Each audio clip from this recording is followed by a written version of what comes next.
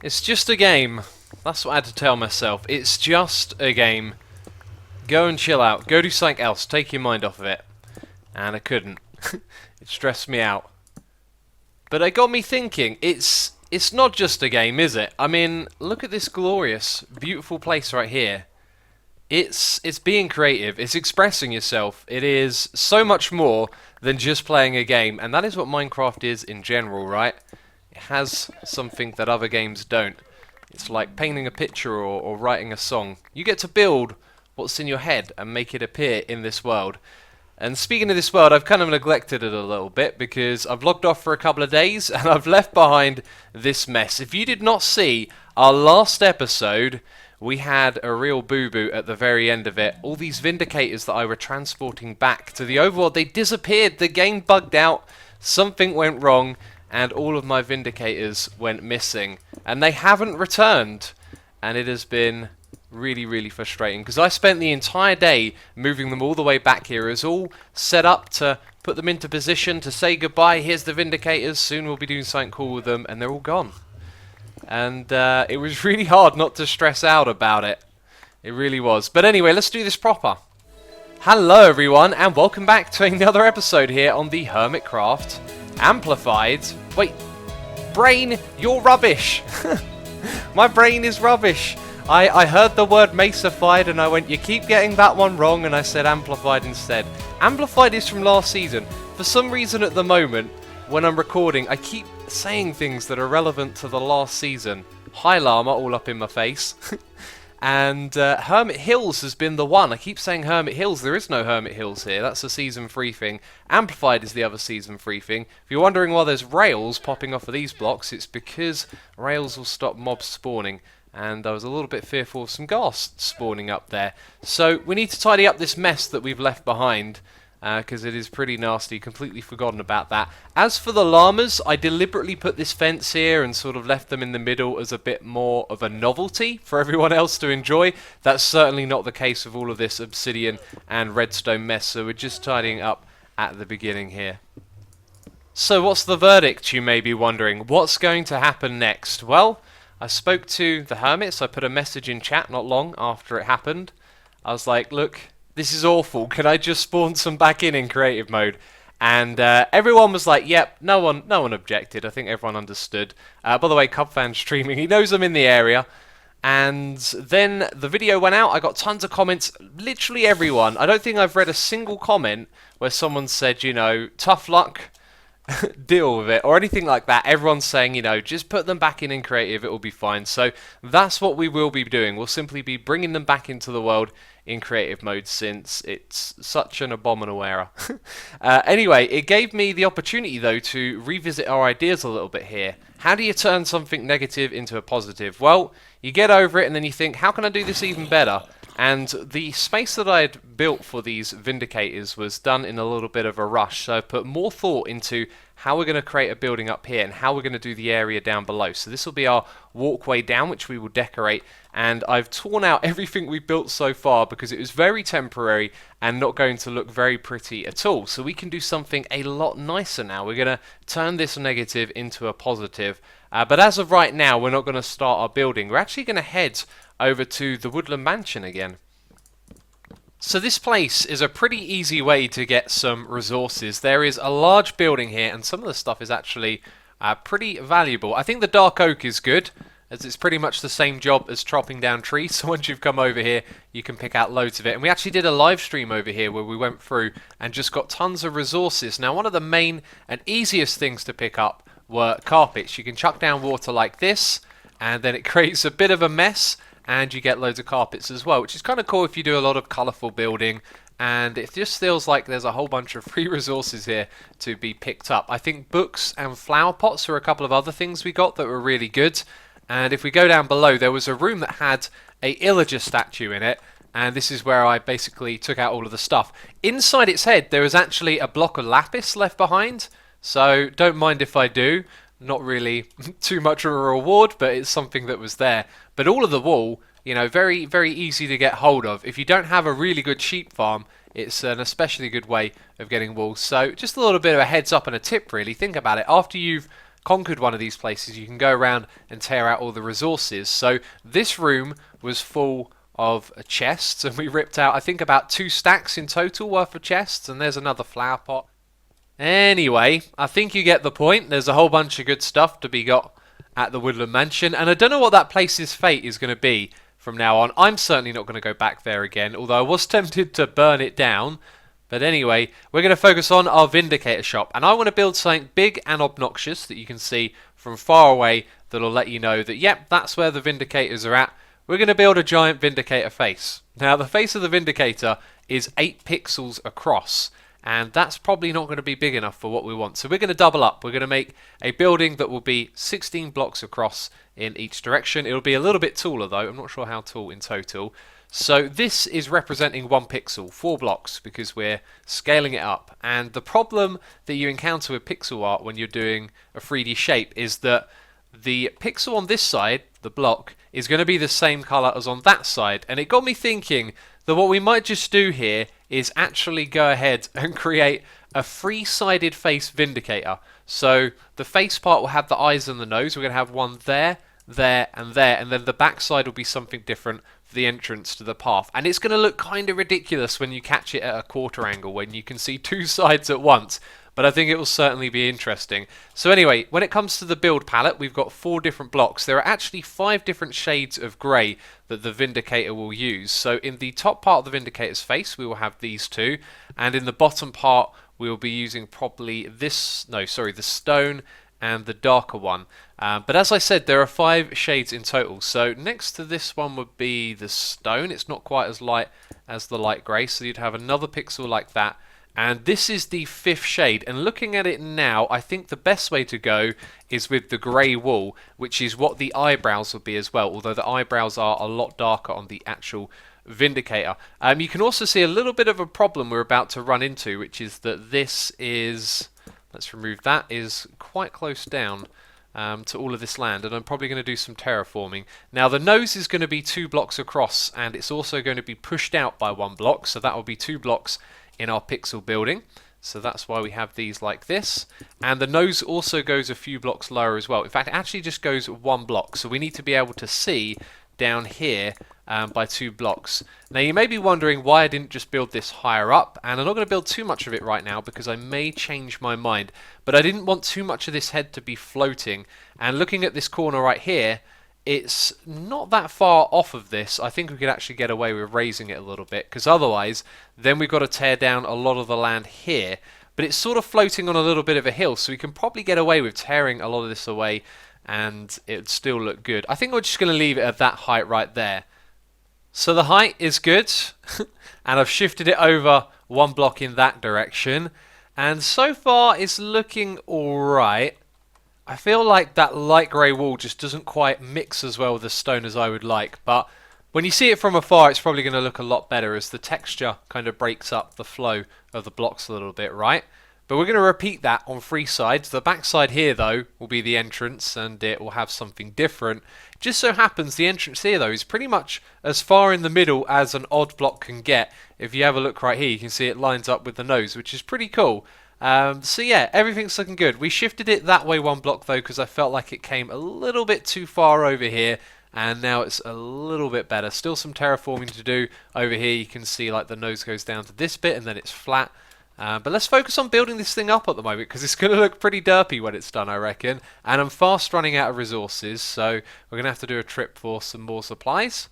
And a good thing to know would be how many resources we actually need to pick up. So I've built 1 side, and that looks absolutely brilliant. I love it.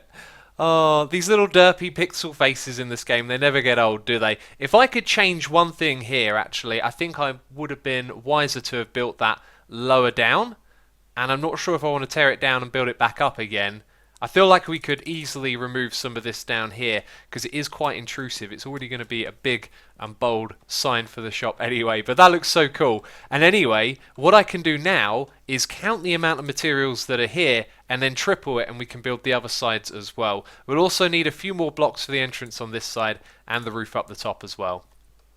I've never been up here before, I don't think. I managed to find some ladders. This is Cleo's base, by the way. It just sort of occurred to me, yeah. This thing is extremely tall. I wanted to go to the top of it to get a good view of... Ooh. Oh, we almost threw our ender pearl all the way back down there. This is very fancy, very cool.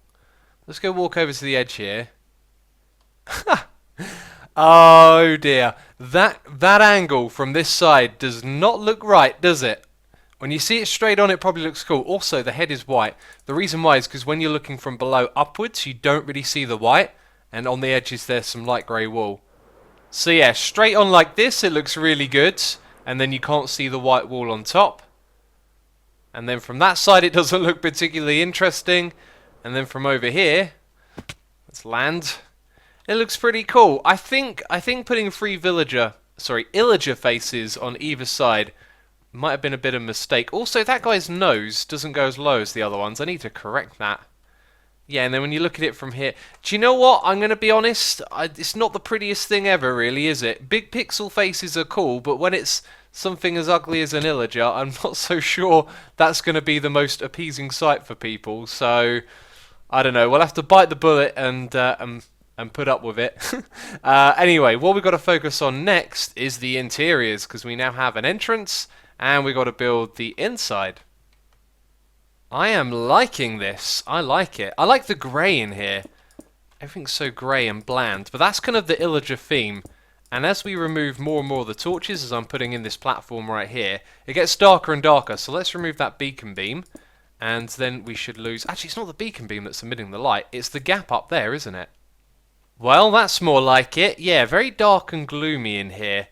I'm thinking for the path, we should make it out of stone bricks, and then we should populate this top area with some illagers as well. We got a lot of them. Maybe we could have two of them up here, keeping guard of the area. So this would go in. We're going to keep it 3 wide. It would take up this space, and it would go around the corner.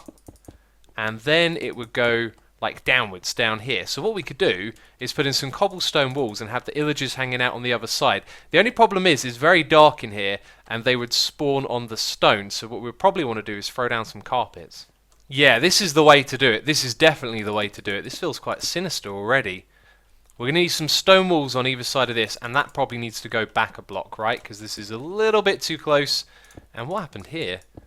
This is supposed to be nice and level, ready for the stairs.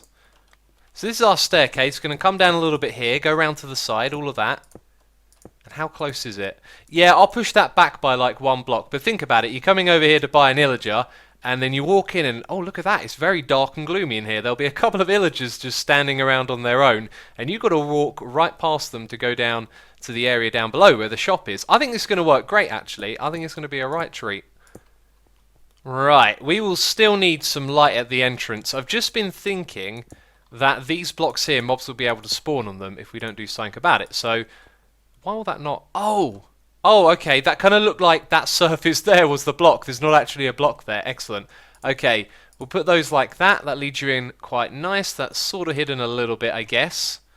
And I think actually what we want across the top here is more cobblestone, or maybe that should be lower in general. Let's put it across like that. Again, you know, cobble and stone, not particularly pretty, but the point is we're keeping this dark and gloomy feel. This is fantastic. I like it a lot. It's really cool. The question is, what do we do with this? If we lower it down, is the view of the room going to feel a little bit off? Because you want to walk right up against these walls here and see the illagers. And I tell you what, actually, when I was just lower, destroying it then, kind of felt like you got to look up at them, you know, which is a little bit on the intimidating side. So you'll be down at this height. And yeah, I think that'll actually work. I think that'll work really well. To be honest, I think that would work best. These illagers would just sort of be looking down at you. Right, that also means that we're going to need slabs at that height there before we continue the staircase down in this direction. And I'm trying to remove all the light sources at the moment. Let's get rid of this one here as well. I'm probably going to fill this in, or we could leave it. We could leave it without torches, and you'd probably hear zombies moaning and stuff when you came down here as well, which might actually be a nice touch. Going to go with the gloom feel. So now that there's no light coming out of there, that's about as dark as it's going to get. And I've got to say, it's looking pretty terrific, isn't it? Oh, someone sounds grumpy. Oh, hi. How's it going? There we go. That looks a little bit more mean. Now that is an awesome sight when you walk into here. I like how they follow you around as well. Very, very cool.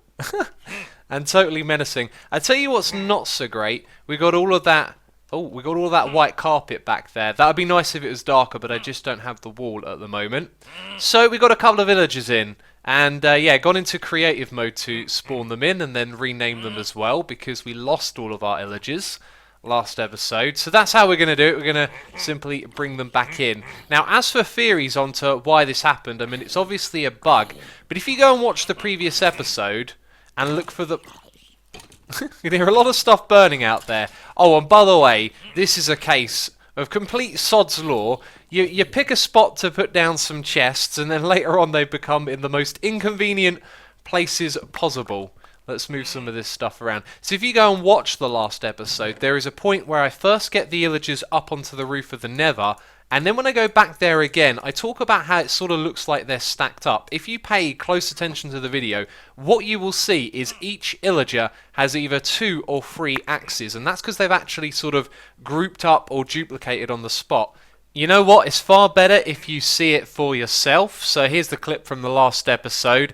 Just pay attention to the axes of the Vindicators. Do I keep calling them villagers? Because they are an villager, but they're a Vindicator. And the axes sort of move to the side a little bit, and you can see that there's multiple ones. So I think somewhere around there something went really wrong. But anyway, coming back to this area, this is how we're going to decorate the inside of our little area for the Vindicators to be sold. So we're going to have nether brick and dark oak working together, which I don't think is the prettiest combination, but everything here has been dark and grim so far. And now we're bringing a little bit of colour into it, but not tons of colour. So I think it kind of works with the theme we're going for. So this is going to be the ceiling going all the way back. And what am I walking into here? I'm walking into these blocks, and then these will form stripes going down the side of the wall as well, alternating like this, which I think looks cool.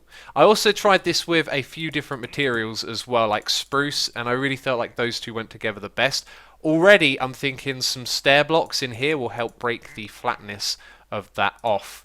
Yeah, anyway, so over the back here we're going to have stone bricks, nice and simple. We're going to have stone bricks across here as well. We'll have some stairs to connect them together. And just like we did before, we're going to put cyan around our sea lanterns. Now, we're starting to use a lot of different textures and colours. We're about to throw another one into the palette. But this cyan, I think, will mostly be covered by the cobblestone walls that we're going to put here.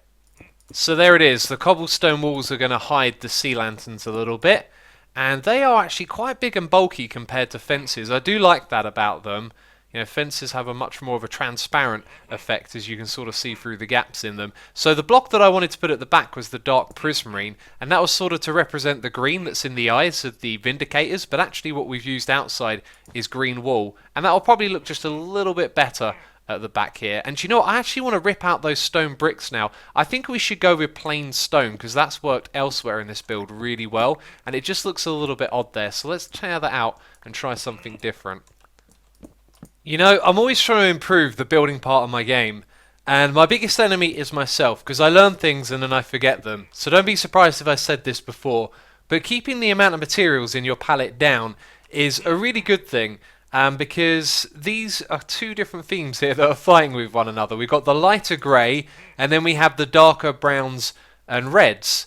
And this over here looks so much nicer, does it not? Because it's all sort of following the colour that's already there. Now the green is really starting to look odd, so I might actually change that for something else. The whole idea of keeping it there because of the Vindicator eyes I think is actually a little bit silly. It kind of doesn't work, so we'll change this out for something else. Maybe just keep it brown all the way across. That could probably work. But as I said, I probably learned that lesson before, and I was watching Tango's video, or was it Tango and Cub together? I was watching a bit of their collaboration, and he mentioned, like, when you build something, just use about 3 or 4 blocks. Any more and you're going to sort of complicate it a little bit. And that's kind of what we've done here. So we're going to simplify what we're doing, and it should end up looking pretty cool. We are looking good in here. We really are. Initially in the ceiling I was actually going to add some magma blocks for lighting, but we've got our lighting from down below. And with exception to the grey at the bottom here, it really does work. Those colours work very well together. We've thrown in some logs on the side. And I've just been thinking about this bit, because the problem is that the face here is going to be... Well, actually, no, that works just fine. What am I on about? For some reason, I thought the nose was 2 blocks wide. No, it is. It is 2 blocks wide. Yeah, that's why this is starting to look odd already. And I love the way that we could just have the villager nose hanging out a little bit there. I said villager, didn't I? I'm probably going to make that mistake a lot. So then this is where the eyes are going to be. In the middle we need, I believe, this one. And then down the side we're going to need stone. And that is actually working. We can put some lighting down the bottom there in that gap. That kind of looks okay. I need to see the top of the face. This is where it really happens now because we get the sinister looking eyebrows coming in. So there's my grey wall. And I believe we just want something like that. 1, 2, 3. And then again it's just going to be stone filling in all of that space. Does that work? Does that capture the spirit of the illager? I'm not 100% sure. I think it might need to be a little bit wider. Yep, that is it right there. That's looking great. I'll tell you what, we can get rid of this beacon now. That nose certainly looks odd, but I like it. That has captured the spirit of the Vindicator. And down here we definitely need some lighting as well, so the face is nice and illuminated. This room is actually pretty bright, but these textures right here kind of bring the mood down a little bit and make it a bit dingy, which I think is cool. Because we do have a lot of lighting here. We've got lighting there, lighting all the way across the room here, and it's nice and bright because of that. That's extremely cool. Right, so we've not got much left to do now. I think down here is where we're going to put some signs and maybe a chest for buying these illagers or vindicators. I'm gonna always swap between what I call those. Well, it's not the friendliest of places from outside, is it? Oh geez. And as you walk in now, it becomes a right monstrosity, a real racket. These guys don't give you the friendliest of welcome. And then you go down below, and that's when they really start to make some noise. Oh, look at this. I've spawned them all back in, and they just look so angry. What a nice way to greet me, eh? To raise your axe in the air. It's almost like they're saluting me. That's crazy. That's crazy. So anyway, there are 2 up top. We've got 2 rows of 8, so that's 18 in total here.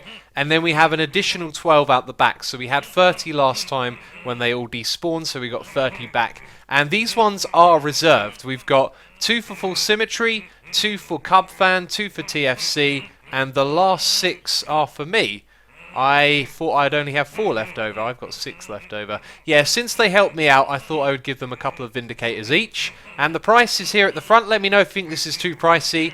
Vindicators cost 32 diamonds a pair. That's right, you get 2. Leave payment below. Transport of Vindicators not included. I am never going to move Vindicators around in minecarts again. At least not for anyone else. If I build my own farms for these, we'll definitely move a few out of here. But that's kind of the deal. I'm not sure if that's on the pricey side or not. It certainly took me a lot of time. And since they duplicated at some point or something weird happened, I figured we'd give them away in pairs.